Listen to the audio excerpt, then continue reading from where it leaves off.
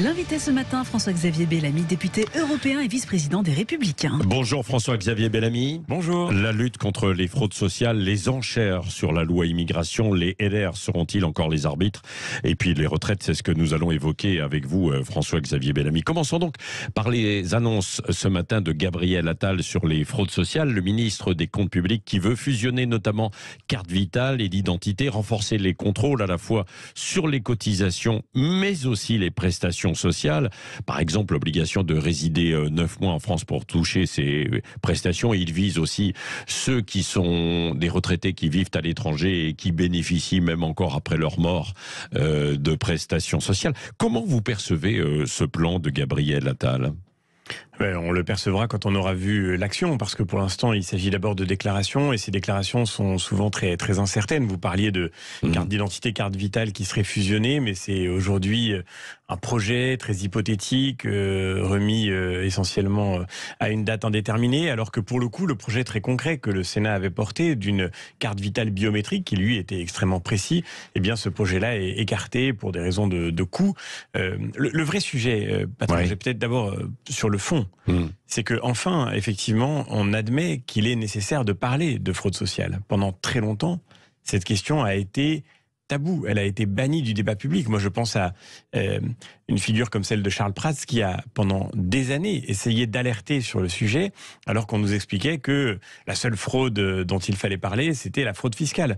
La fraude sociale, elle faisait partie des sujets interdits, et je crois que c'est nécessaire de la mettre sur la table. On apprend par le ministre dans ses déclarations qu'il y a aujourd'hui 1 million de prestations sociales qui sont versées à l'étranger. 1 million en dehors de France, dont la moitié en dehors de l'Union européenne. Il y a un vrai sujet aujourd'hui de contrôle, de lisibilité, de transparence.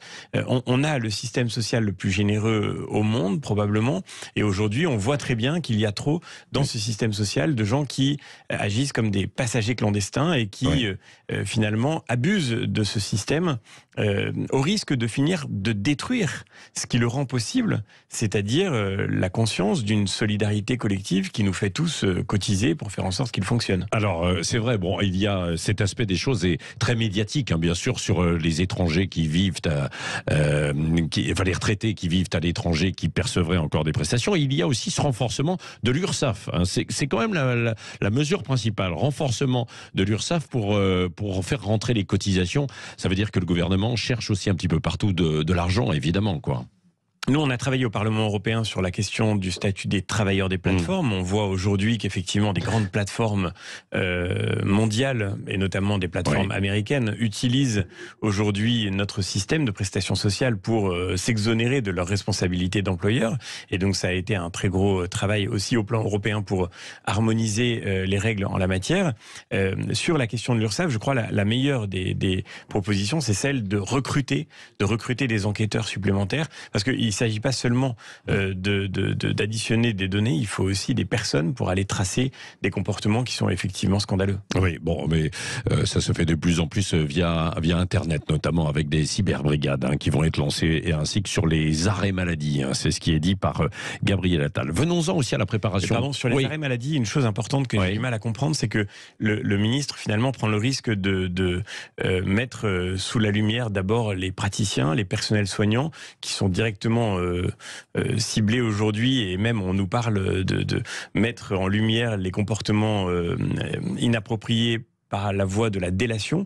Je ne comprends pas pourquoi là on n'utilise pas beaucoup plus des remontées de données qui permettraient d'identifier assez facilement des comportements atypiques. Quand vous voyez effectivement, par exemple, le recours aux arrêts maladie, ces arrêts maladie de complaisance, il est facile, je crois en tous les cas, il est possible de commencer de les repérer dès les statistiques de certains praticiens qui malheureusement favorisent les fraudes. Donc eux, il faut les pointer, les viser, quoi. C'est ce que en vous tous les dites, cas, quoi. je pense que le plus important, c'est de pointer et de viser les fraudeurs et pas d'abord les soignants. Oui, venons-en aussi à la préparation de la loi immigration. Alors pour le gouvernement, il faudrait trouver un accord avec les LR pour avancer.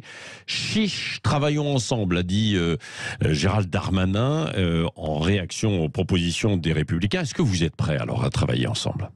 Nous avons mis nos propositions sur la table. Avec Bruno Retailleau, Olivier Marleix, Éric Ciotti, des propositions très claires ont été faites et le gouvernement est aujourd'hui devant sa responsabilité. Et le ministre de l'Intérieur dit chiche, mais en réalité c'est pour dire immédiatement après, dans l'entretien qu'il a donné, que en fait il ne veut pas de la moitié des propositions que nous lui avons faites. Il y a 2-3 gros points d'achoppement, notamment sur la régularisation des travailleurs sans papier dans les métiers en tension, quoi. D'abord, ça c'est un point sur lequel nous sommes et nous resterons toujours en désaccord parce que la loi qui nous était proposée initialement, c'est d'abord une loi de régularisation et nous pensons que ce dont la France a besoin, c'est exactement l'inverse. Mais surtout, le plus frappant, c'est que on nous explique aujourd'hui que absolument impossible de toucher à la jurisprudence de la CEDH, impossible de toucher à la jurisprudence de la CJUE.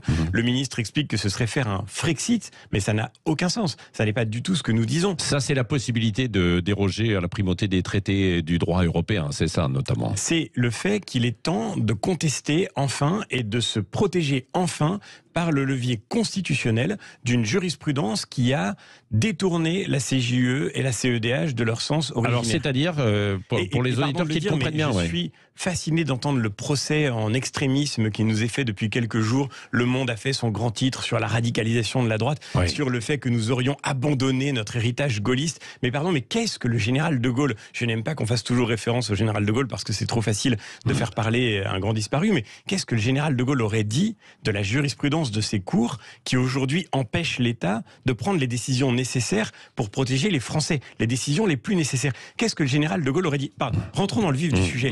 L'arrêt Daoudi, est-ce que vous connaissez l'arrêt Daoudi? Je suppose que vos auditeurs ne le connaissent pas. Non, oui, expliquez. En 2009, et cet arrêt sert de jurisprudence, un ressortissant algérien que la France voulait expulsé après qu'il ait été condamné pour des activités terroristes sur le sol français.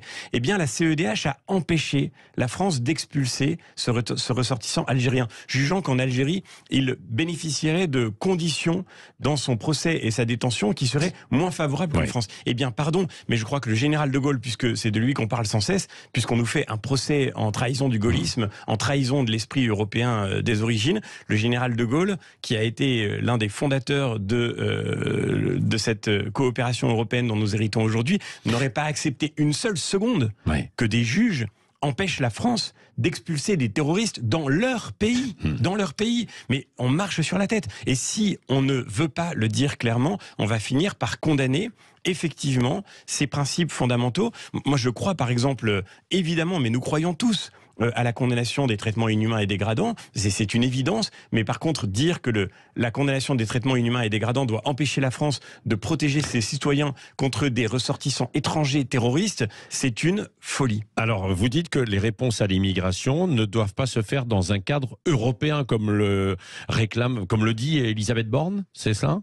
Si, bien sûr, il faut une stratégie européenne sur l'immigration. Depuis le début du mandat, nous avons soutenu ce que le gouvernement n'a pas fait d'ailleurs. Nous avons soutenu l'agence Frontex qui a pour mission de servir d'appui aux agences de garde-côtes et de garde-frontières des pays européens de première entrée. Nous avons soutenu, encore dans un débat tout récent, ce que les députés macronistes ont combattu de toutes leurs forces, la construction de murs aux frontières extérieures de l'Union européenne, là où c'est nécessaire, là où les pays eux-mêmes le demandent. Je pense à la Grèce, avec la Bulgarie, avec la Grèce, la Bulgarie, avec la Turquie, je pense... Ça ne vous choque pas, vous, des murs? Mais bien sûr que non. Non, mais parce que, souvenez-vous, quand on a parlé de murs aux États-Unis de Donald Trump, ça a choqué une grande partie de la classe politique, y compris chez les Républicains. Je vous raconte une histoire. C'était au tout début de la crise du coronavirus, c'est passé un peu inaperçu. Mais Erdogan, qui vient tout juste d'être réélu en Turquie, avait déclenché une crise migratoire qu'il avait lui-même organisée en allant chercher, y compris des gens, dans les prisons turques pour les pousser sur le sol grec. Eh bien, contre ça, on n'a pas d'autre option. Là où il y a des frontières physiques, on n'a pas d'autre option que de construire des infrastructures qui permettent de protéger les pays contre des flux migratoires illégaux qui seraient demain massifs, qui pourraient être même instrumentalisés pour déstabiliser nos pays si nous ne faisons rien pour nous en prémunir. En Finlande, c'est un ministre écologiste qui a signé pour construire un mur pour empêcher ces flux migratoires illégaux à la frontière avec la Russie. Pardon, mais si on est à ce point dans l'idéologie qu'on veut condamner ces pays à rester vulnérables, c'est toute l'Europe qu'on condamne. Ouais. Et nous sommes effectivement déterminés à travailler au plan européen pour faire en sorte que nos pays puissent être mieux protégés face à l'immigration illégale, qu'ils doivent ensuite, évidemment, continuer de combattre aussi au plan national avec des outils qui soient régaliens et souverains. Vous êtes député européen, vous avez l'impression que les choses sont en train de changer à l'échelle européenne. Là, on voit par exemple qu'en Espagne, il y a eu la droite qui s'est imposée aux élections. Ça vous redonne, vous, de l'espoir ?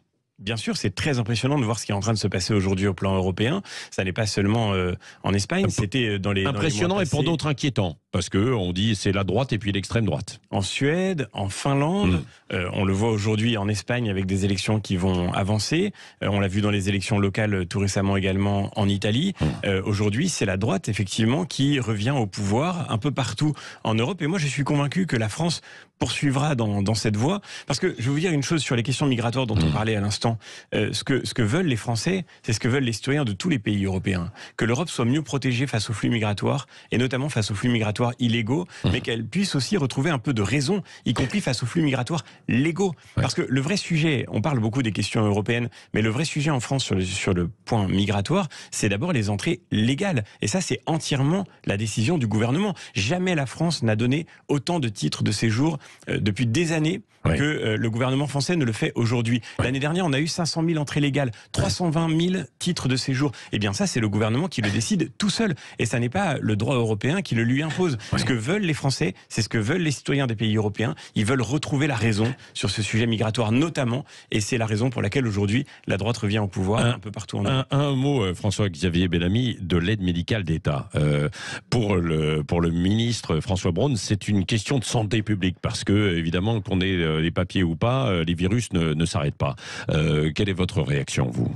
Nous, ce que nous proposons, c'est de remplacer l'aide médicale d'État par une aide médicale d'urgence qui serait restreinte au cas d'urgence. Effectivement, il y a un sujet de santé publique, il y a aussi un sujet évidemment d'humanité élémentaire. On ne va pas laisser des gens mourir dans la rue au motif qu'ils ne sont pas ressortissants français. Mais est-ce que vous savez, Patrick Roger, parce que c'est ça l'aide médicale d'État, est-ce que vous savez que la France est l'un des seuls pays au monde, il y en a 2 je crois au total, qui a un titre de séjour spécifique pour des étrangers malades. Une personne qui est malade et qui ne peut pas bénéficier de soins dans son pays d'origine peut venir en France avec un titre de séjour spécifique pour bénéficier du système de santé français. Et après, on s'étonne effectivement que notre système hospitalier est à bout de souffle. Il l'est pour beaucoup de raisons, mais l'engorgement de nos structures hospitalières, de nos structures de soins, vient aussi de ce que nous sommes évidemment incapables de mesurer notre générosité comme nous le devrions, nous le devons, ne serait-ce que pour que les Français eux-mêmes puissent être correctement soignés, pour préserver notre système de santé, notre système de soins. Et si on prétend accueillir